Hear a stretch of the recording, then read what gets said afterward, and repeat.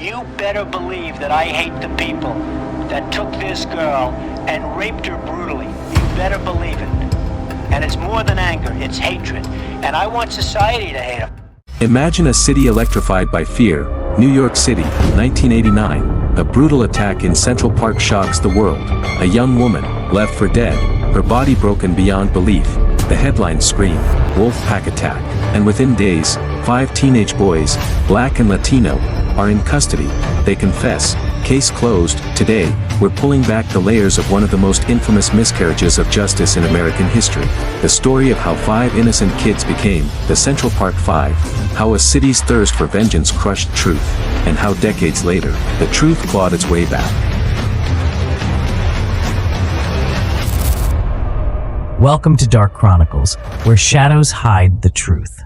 April 19th, 1989. The night starts like any other. Teens from Harlem head to Central Park, laughing, messing around, some getting into fights, most just being kids. At the same time, Trisha Meili, a 28-year-old investment banker, goes for a jog. Then, violence. Meili is attacked, savagely beaten, raped, and left unconscious. When police find her hours later, she's barely alive. Her skull fractured, her body battered, she falls into a coma, panic explodes, the media whips up a frenzy. A wilding gang is loose, police round up boys from the park that night, anyone remotely near.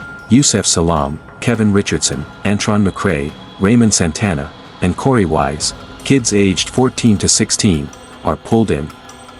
Hours turn into interrogations, no lawyers.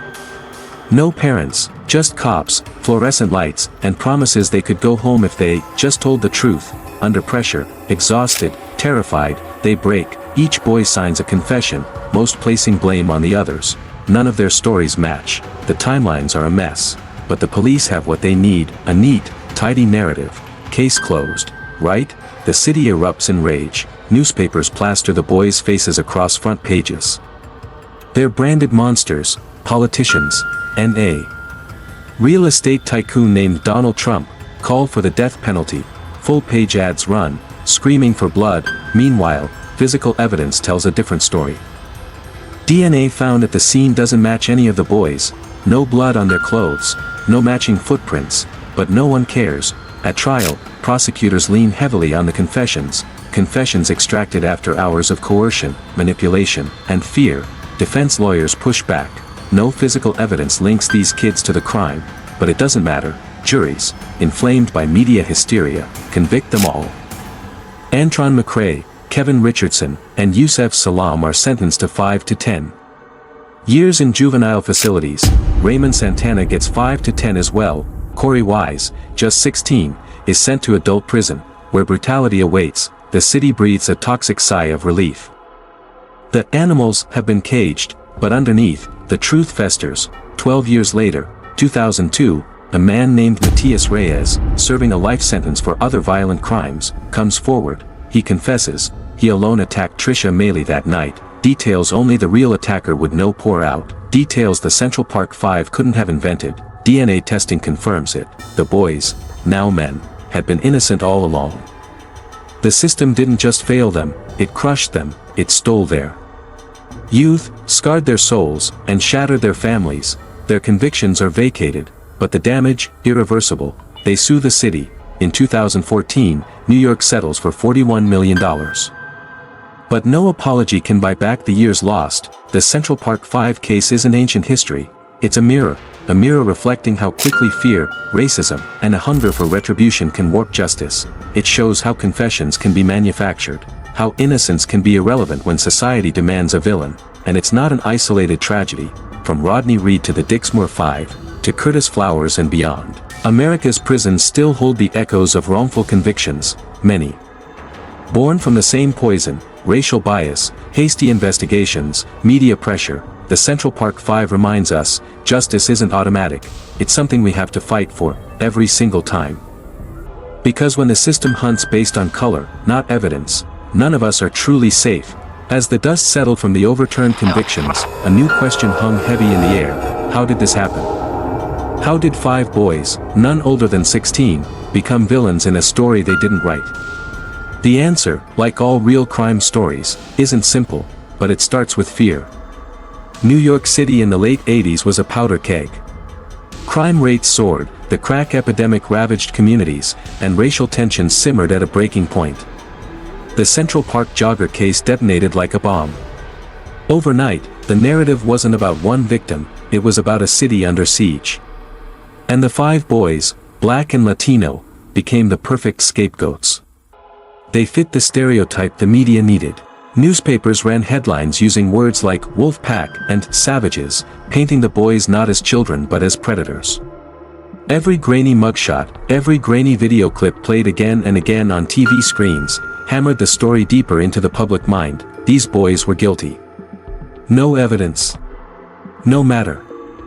Their faces, their skin color, their youth, they were evidence enough. Inside the precinct walls, the boys endured marathon interrogations.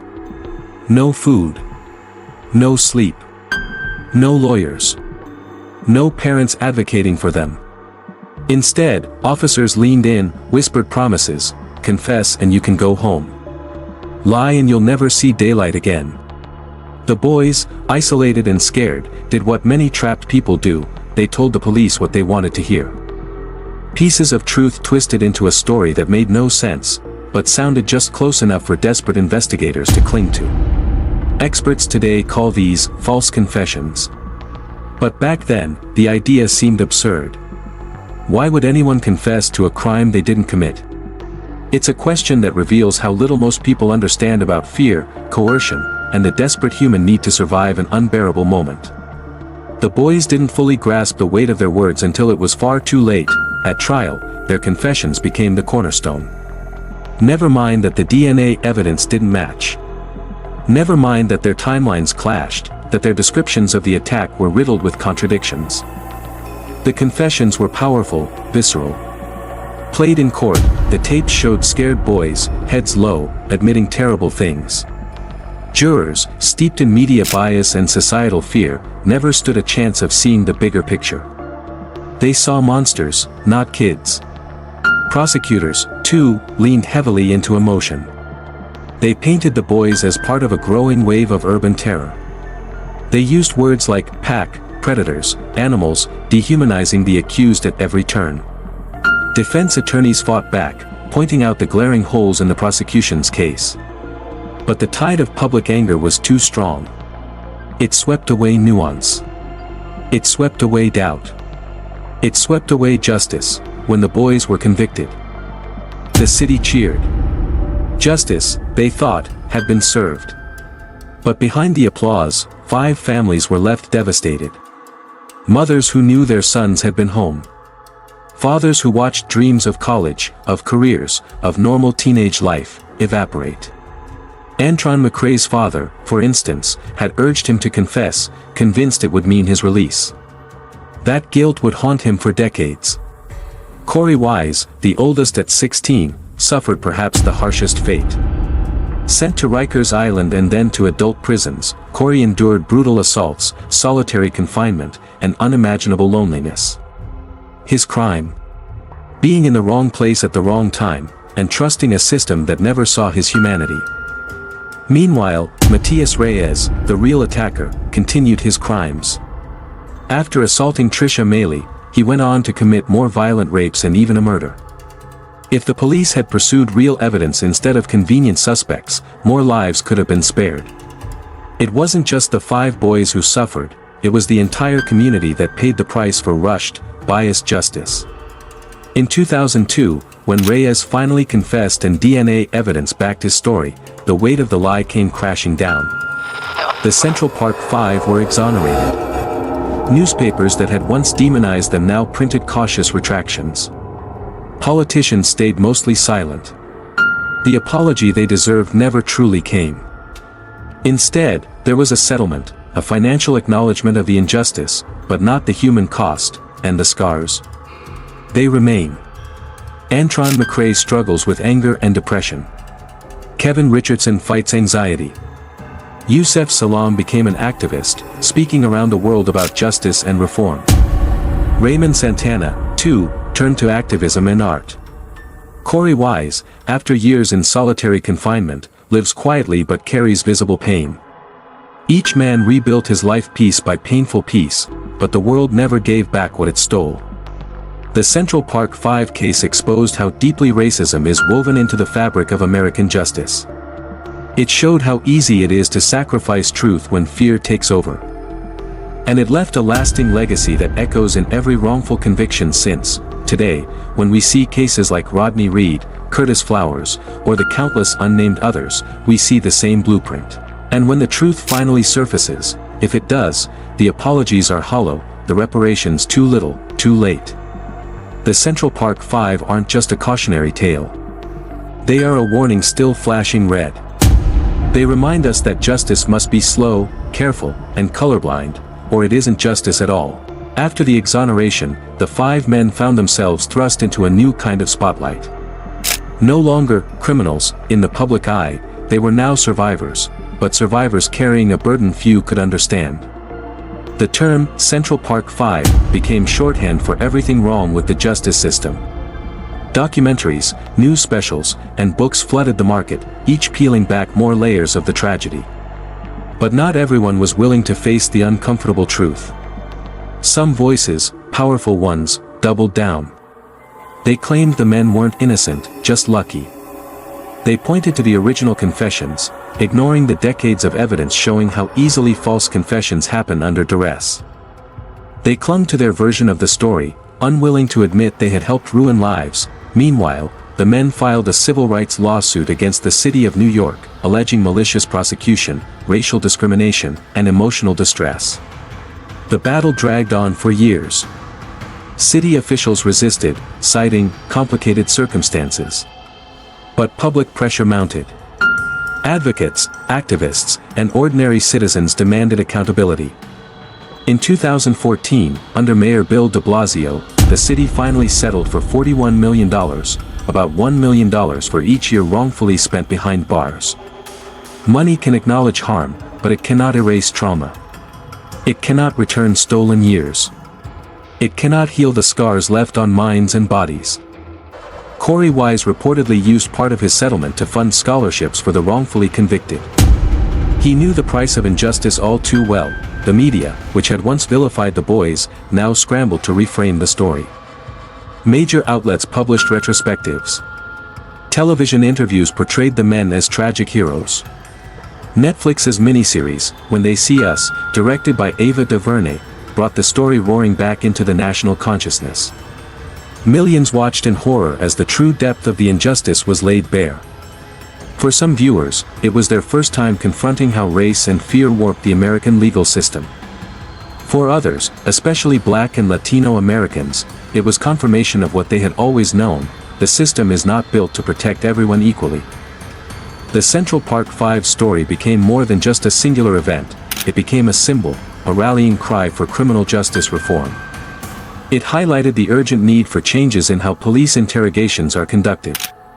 It raised awareness about the dangers of prosecutorial misconduct and media bias. It fueled movements like Innocence Project, which works tirelessly to free the wrongfully convicted. It also sparked deeper questions: how many others are still trapped behind bars because of coerced confessions? How many lives were shattered without headlines or public outcry? The Central Park 5 were lucky, in a tragic sense. Their case became famous enough to be revisited, re-examined, and ultimately corrected. But for every Central Park 5, there are countless others whose names we will never know. The personal costs of the wrongful convictions were staggering. Raymond Santana struggled with reintegrating into society, facing job rejections and social stigma even after his name was cleared. Antron McCray moved away, trying to escape the shadow of the past. Kevin Richardson focused on family, trying to rebuild a life stripped away too early. Yusef Salaam emerged as a public speaker, using his voice to advocate for the voiceless. Corey Wise, whose story was perhaps the most heartbreaking, carried the deepest wounds. His time in adult prisons left him with permanent trauma. Yet he chose not bitterness, but action. He remains a symbol of resilience in the face of a system that tried to destroy him. Public opinion shifted, but not uniformly. Some segments of society continued to view the men with suspicion.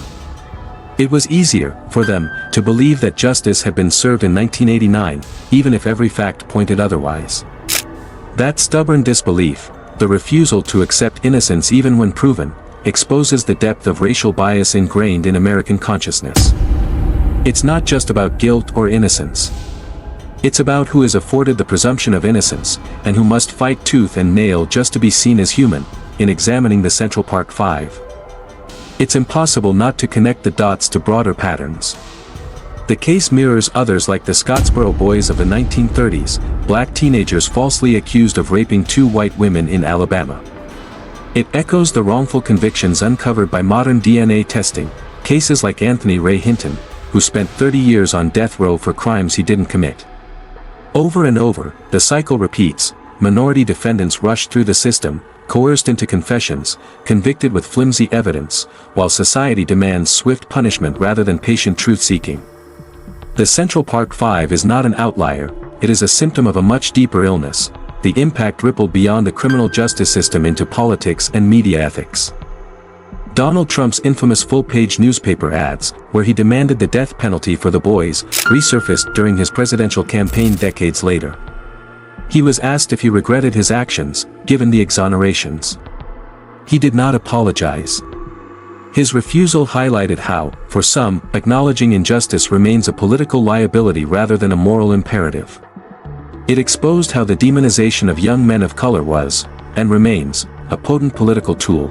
As we move through the 21st century, the lessons of the Central Park Five case grow more urgent. In an era of mass incarceration, racial profiling, and debates over police reform, their story stands as a stark warning: without vigilance, without transparency, without a commitment to fairness, the wheels of justice can, and will, crush the innocent. Their journey from vilified teenagers to exonerated men is a testament to human resilience, but it is also a condemnation of the systems that failed them at every turn. In the next chapter, we'll confront the uncomfortable truth: even today, wrongful convictions continue to plague the United States. We'll explore current cases, the evolving role of DNA technology, and how the fight for true justice is far from over. Because if the story of the Central Park Five teaches us anything, it's this: injustice doesn't disappear when the headlines fade. It lingers. It festers. And it demands that we pay attention. As we stand in the present, it's tempting to believe that the lessons of the Central Park Five have been fully absorbed, that today's system is wiser, more careful, less willing to sacrifice innocence for the appearance of safety. But reality tells a different story. Wrongful convictions still unfold every year across the United States. They happen in small towns and major cities. They happen quietly, without headlines. They happen because the fundamental ingredients that poisoned the Central Park case, racial bias, public hysteria, prosecutorial pressure, still exist. DNA evidence has revolutionized exonerations, but DNA is not a cure-all. Most cases don't have biological evidence to test. False confessions, shoddy forensics, witness misidentifications, these remain stubbornly common. Organizations like the Innocence Project have worked tirelessly to free hundreds of the wrongfully convicted, but they are battling against an ocean of systemic inertia. And for every exonerated person, there are countless others who remain invisible, locked away, their lives quietly erased. The Central Park Five were lucky in the most tragic sense: they had media attention, a confessor, and scientific evidence on their side. Many others have none of those advantages. The five men themselves have transformed their pain into purpose. Yusef Salaam ran for public office, seeking to bring change from within the system that once crushed him. Raymond Santana and Kevin Richardson speak to young people about resisting coercion and fighting for justice. Antron McCray, quieter but no less determined, focuses on healing with his family. Corey Wise, whose suffering was arguably the most brutal, became a major benefactor for criminal justice reform, founding the Corey Wise Innocence Project to help free others wrongfully imprisoned. Their lives today are testimonies to resilience, but also reminders of how much was stolen. Their story also challenges us to rethink what justice even means. Is justice simply freeing the innocent after decades of torment? Is it offering a settlement check and expecting healing to follow? Or is real justice something deeper, an honest reckoning with the past? Systemic reforms to prevent repetition, and the willingness to confront our own prejudices. The Central Park 5 case forces uncomfortable questions into the spotlight. It demands that we ask not just how they were failed, but why so many were so quick to believe they were guilty. And whether, even today, our instincts have truly changed, the cultural impact of their story continues to ripple outward. When They See Us, Ava DuVernay's acclaimed dramatization didn't just retell the events, it humanized the boys, allowing audiences to see the fear, confusion, and heartbreak behind the mugshots. Viewers around the world were forced to confront not statistics, but faces, names, families. The series reawakened outrage, reignited conversations about police reform, juvenile justice, and media responsibility. It made clear that behind every wrongful conviction is a human being, not just a case number. And it showed that while exoneration can clear a record, it cannot erase a childhood stolen. In the end, the Central Park 5 case is a brutal story, but it's also a necessary one. It's a cautionary tale for future generations, about the dangers of rushed judgment, the corrosive power of fear, and the devastating cost of racial bias. It warns us what happens when society values expediency over truth, punishment over fairness, and narratives over facts. It reminds us that true justice requires patience, humility, and relentless vigilance. Even now, the men's names, Antron McCray, Kevin Richardson, Yusef Salaam, Raymond Santana, Corey Wise, stand as living monuments to both failure and hope. They carry the scars of injustice, but they also carry the torch for change. They teach us that survival isn't enough, that speaking out, demanding better, and refusing to be silent are acts of revolution in themselves. Their case reshaped New York. It reshaped conversations about criminal justice. It even reshaped the way wrongful convictions are investigated across America. But perhaps most importantly, it reshaped countless hearts and minds. It showed that the real monsters in our society are not always those we first suspect.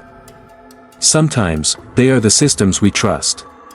Sometimes, they are our own unchecked fears, and so, as we close this chapter, one question remains: are we willing to learn? Will we demand a justice system that sees every person, regardless of race or background, as worthy of fairness? Will we slow down, look deeper, and choose truth over fear? Because if not, if we let fear, anger, and prejudice dictate justice, then the tragedy of the Central Park 5 will not remain history. It will remain our present. And it will define our future. This has been Dark Chronicles. Thank you for joining us on this journey into one of the most harrowing, and important, stories of American justice. Don't forget to like, subscribe, and stay tuned, because as long as injustice exists, there will always be another story that demands to be told. Until next time, stay vigilant.